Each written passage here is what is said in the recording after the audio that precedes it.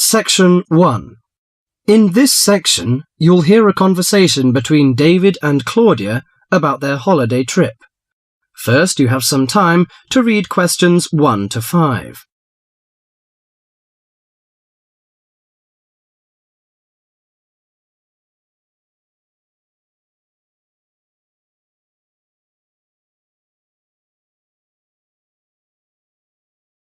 Now listen to the conversation and answer questions 1 to 5.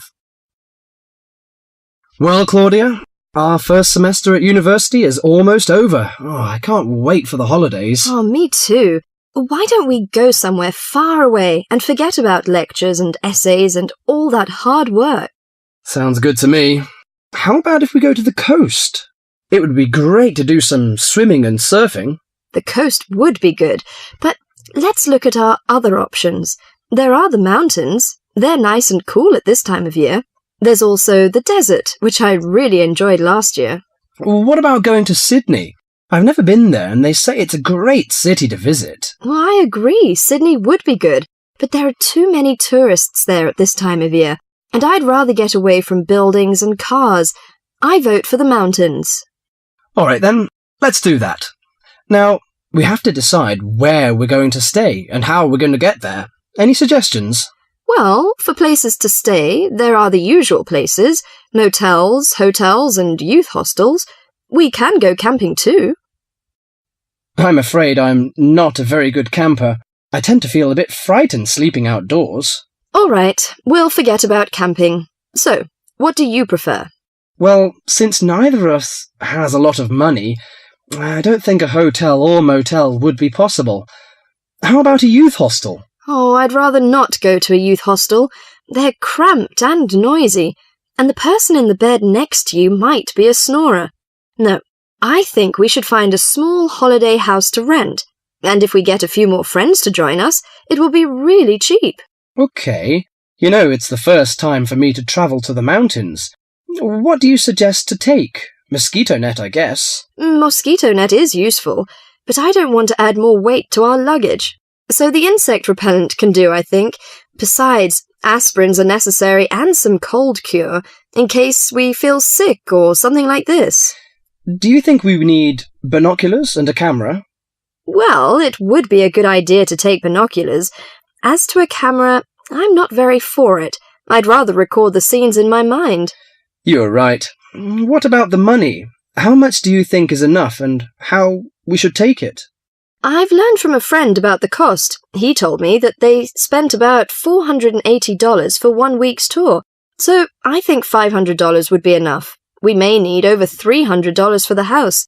Have you got any traveller's checks? No, I haven't, but I've got a credit card and a saving card. Then take the credit cards with us. It would be more convenient to pay the house fees with a credit card.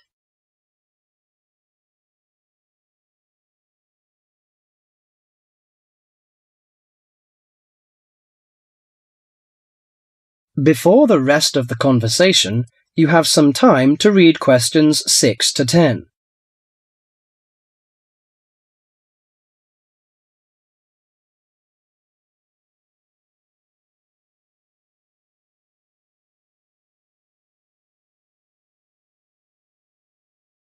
Now listen carefully to the rest of the conversation and answer questions 6 to 10. Oh, I nearly forgot the date. How long will we have before we have to be back here on campus? Under a week, I think. We'll leave on the 14th of April and come back on the 21st, because you know we'll start to study on the 22nd. Do you know the definite locations of some holiday houses? I suppose it would be nice if we book in advance. Yes. Look at this brochure here. It says that there are several holiday houses near the mountains. I prefer the one near the woods. It's situated right across the road from the rainforest park. That sounds good. We can easily go to the rainforest park then. Do you know what else we can do there besides visiting the park? I know that many people go there for bushwalking, but you need a good pair of walking boots, of course. Are there any dangers in the bushes? I'm a little frightened. In fact, there's no need to be nervous of the bushes, provided that you treat it with respect and common sense. Most of the animals and wildlife are gentle and harmless. There are venomous snakes to be aware of, but really they're much more frightened of you than you are of them. The other thing is that certain plants can cause irritation if you touch them with bare skin. I see. Well, I can't wait for the coming holiday. That is the end of section 1.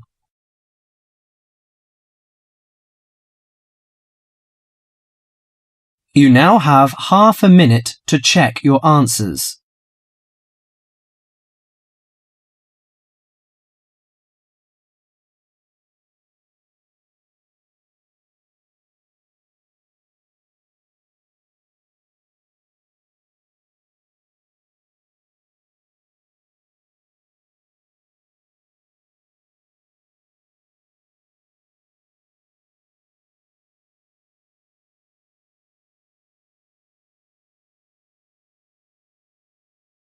Section 2. In this section, you'll hear a programme on the city of Brisbane. First, you have some time to read questions 11 to 20.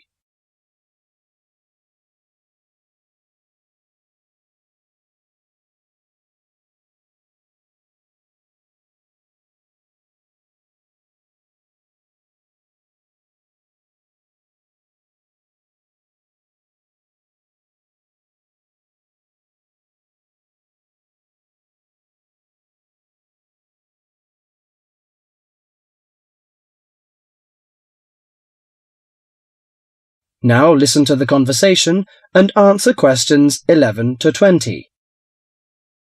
Today in our Around the World programme, Mr. White is going to recommend a charming city to you, Brisbane. Good morning, ladies and gentlemen. Have you ever been to Brisbane?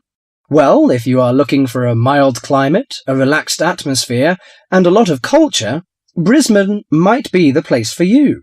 Its sunny cafes and offshore islands attract surfers and sun lovers, but it is also the arts capital of Queensland, with many museums and art galleries. This thriving artistic setting mixes well with Brisbane's beach town atmosphere. Together, these two qualities make Brisbane a very desirable place to live. No wonder since 1980 over 500,000 Australians have moved here. Brisbane is now Australia's third largest city. English settlers living in Australia established Brisbane in 1842. At that time, more than 100,000 Aboriginal Australians were living in Queensland. As the settlers discovered Queensland's resources, more and more of them moved in. Regretfully, the settlers drove the Aboriginal Australians from their lands. By 1859, Brisbane had grown into a prosperous city. In 1988, the world watched as Brisbane hosted the World Expo. This international fair showcased new technology, but it also showed off the city of Brisbane to the world. Brisbane also hosts a wide range of events year-round. In April, everyone can enjoy a few laughs at the Comedy Festival, and movie lovers will enjoy a film festival that takes place every August. For 2 weeks in September, there is an outdoor festival of the arts. In October, a music festival draws a large crowd. And in January, you can see Brisbane's most bizarre event. You may be surprised to hear that. The annual cockroach races. That's right, people really do train and race cockroaches. Brisbane's nice climate and compact design makes it easy to explore on foot. Follow the golden arrows in a footpath around the city centre. This will lead you on a tour of Brisbane's historical district. From the city centre, take a boat across the Brisbane River to South Bank. This area is popular for its bike paths, beach and weekend market. Hundreds of artists display their wares at this market. It's a great place to pick up some interesting handicrafts. Well, I think what you must be interested in is the unique native animals. Yes, you shouldn't visit Australia without seeing its trademark animals, the koala and kangaroo. The Lone Pine Koala Sanctuary has both. It is located just outside the city centre in beautiful parkland. You can hold one of the park's 130 koalas or feed the kangaroos.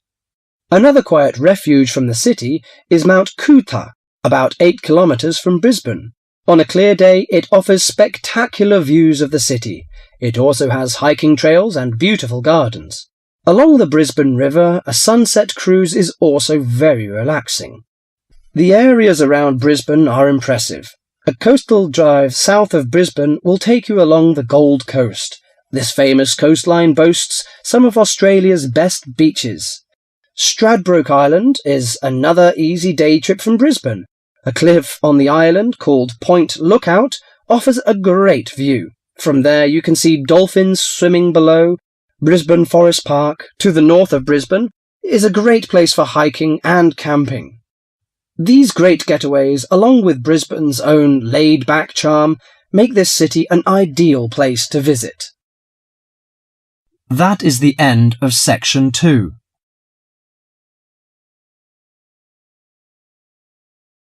You now have half a minute to check your answers.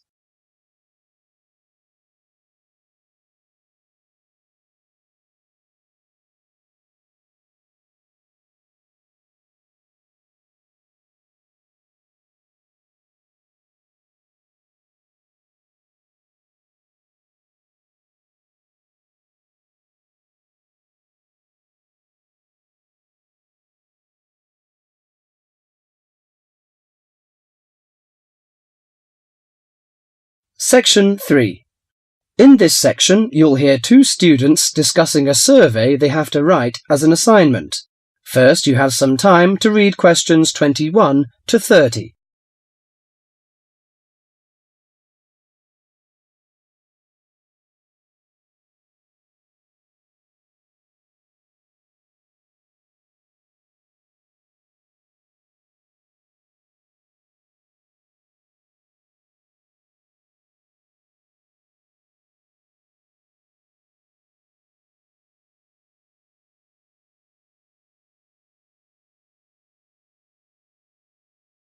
Now listen to the conversation and answer questions 21 to 30. How is your market research project going, George? Very well, actually, Anna. I've just got the results of the survey back, and so now I have to draw some conclusions from the information I've collected. That's good. I'm still writing my questionnaire. In fact, I'm starting to panic, as the project deadline is in 2 weeks, and I don't seem to be making any progress at all. What is your topic? Forms of transportation in the city. What about you? I've been finding out people's attitudes to the amount of violence on television. That's interesting. What do your results show? Well, as I said, I haven't finished writing my conclusions yet, but it seems most people think there is a problem. Unfortunately, there is no real agreement on the action that needs to be taken. Nearly everyone surveyed said that there was too much violence on TV. A lot of people complained that American police serials and Chinese kung fu films are particularly violent. The main objection seems to be that, although a lot of people get shot, stabbed, decapitated and so on, films never show the consequences of this violence. Although people die and get horribly injured, nobody seems to suffer or live with the injuries. Any children watching might take the heroes of these programs as role models and copy their behaviour. So, what did most people suggest should be done? A lot of people were concerned about how these films affect children. They are particularly worried that children will try to behave like the stars. The survey shows that violent programs should be broadcast after 10 p.m, when most children are already in bed. There is also a significant minority of people who feel that violent films should be banned altogether. Or how did people feel about the violence on news broadcasts? Most of the responses I have looked at have felt that violence on news broadcasts is more acceptable, as it's real. Although it's unpleasant, it is important to keep in touch with reality. Still, many people thought that it would be better to restrict violent scenes to late viewing. Your survey sounds very good. How many people filled it in? I gave out 120 and I got 70 back. That's a very high rate of return. Who did you give your questionnaires to? I gave a copy to every student in my hall of residence and a few to friends from other colleges. Don't you think that this will influence your results? How do you mean? The people in your hall of residence are all about the same age. They're all students and from similar backgrounds. Therefore, it is likely that they will have similar opinions. Your results represent student opinion, not public opinion. So how are you going to do your research? Well, I'm going to interview my respondents in the shopping mall. What I'll do is ask people if they have 5 minutes to spare to answer a few questions. If they agree, I will ask them some multiple-choice questions and tick off their answers on my sheet. Isn't it very difficult to ask meaningful questions using multiple choice? Yes, it is. The secret to writing a successful survey is to write simple multiple-choice questions that target the information you're looking for. There, it's better to write a lot of short, specific questions than longer general ones. So that's why it is taking you so long to write. Yeah, but I hope I'll be ready to start interviewing at the weekend. That is the end of section 3.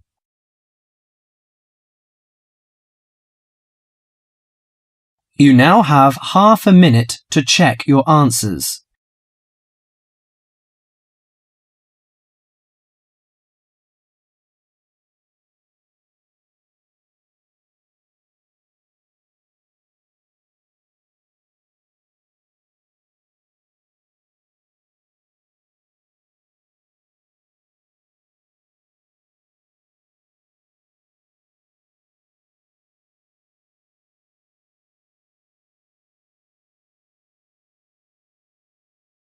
Section 4. In this section, you'll hear an introduction on the adventure class.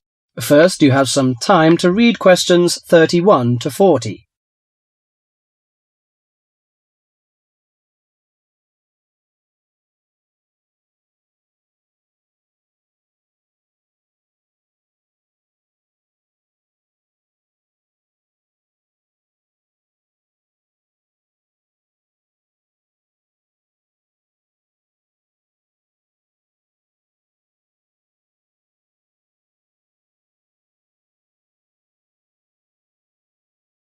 Now listen to the conversation and answer questions 31 to 40.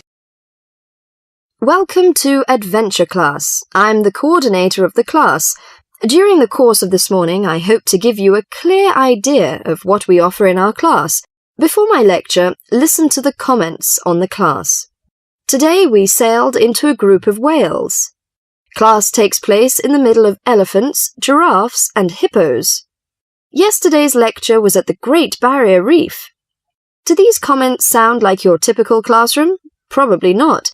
These accounts come from students studying in adventure classes. An adventure class is a unique type of program that combines textbook learning with real-life exploration. Students and teachers travel together for a program in discovery and exploration. The class is provided by the Australian University's International Program, aiming at promoting students' awareness of international communication and global environment. Here are 3 popular adventure classroom programs that are available to you, college students from the freshman to senior students. The first one is called Australia Short Program. The 3-week course begins with several days in Cairns. There we hold classes on coral protection, how the corals are formed, what are their functions, and what are the threats corals are facing. Students then spend the next 2 weeks on a study tour of Queensland. Known for its sunny beaches, rainforests, and remote outback, Queensland provides a rich learning environment. The highlight of the program is the tour to the Great Barrier Reef. Activities include hiking, birdwatching, and boating. By experiencing local culture up close, students explore the connection between local people and the environment. 6 semester credits are given by the Australian University's International Program, and the tuition fee is $1,950. African Safari Program is another popular class. Kenya's stunning wilderness becomes the classroom for students in the African Safari Program. The 5-week course is set on the beautiful 20-acre campus of Australia International University in Nairobi. University professors combine classroom instruction with hands-on experience to teach wildlife management. In addition to classwork, students take trips to famous places such as Mount Kilimanjaro and Victoria Falls. Students also experience African culture through trips to local villages and Nairobi's city centre. But for most students, the safaris are the highlight of the course. The program includes 3 or 4 safaris. During each safari, participants camp outdoors for up to 6 days. One of the most popular destinations is the Masai Mara Game Reserve. An amazing collection of wildlife lives on the reserve. Students study elephants, zebras, giraffes, rhinos, and other exotic animals in their natural habitat. Those who take the course gain many wonderful memories and a greater appreciation for the Earth's natural resources. Students earn 8 college credits for the program. The cost of tuition is $4,950. The last on the list is Sea Education Association, SEA. The SEA program is a one-of-a-kind opportunity where students live and learn aboard a tall ship. The course combines ocean research with instruction and personal experience in sailing. After careful instruction, both on shore and at sea, the participants begin practicing what they've learned. Everyone on board takes turns operating and navigating a 134-foot sailing ship. That is the most outstanding. Life at sea is non-stop, so everyone is assigned to a watch. During that time, students work in the lab, in the kitchen, on deck, or in the engine room. Each watch group includes 8 people who rotate throughout a 24-hour schedule. They learn how to live at sea and how to work together as a team. Students can choose from 3 programs in different locations, each about 3 weeks long. College credit is awarded, and the cost is $3,600. Is an adventure classroom for you? If the idea of learning through adventure interests you, you might want to apply. It would certainly be an experience you would never forget. That is the end of section 4.